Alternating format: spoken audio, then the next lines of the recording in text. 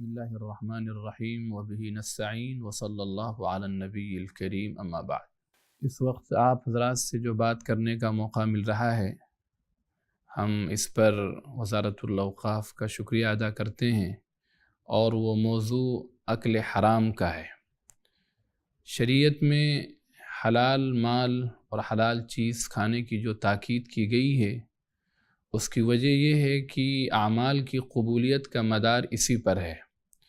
جس طرح اعمال کی قبولیت کا مدار نیت کی صحت پر ہوتا ہے،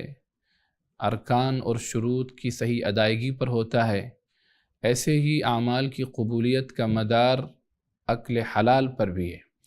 اسی لیے جس طرح انبیاء علیہم الصلوات والتسلیمات کو حکم دیا گیا ہے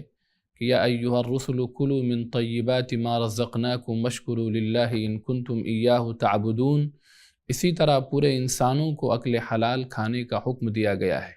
اور ارشاد ربانی ہے یا ایھا الناس کلوا مما فی الارض حلالا طیبا ولا تتبعوا خطوات الشیطان۔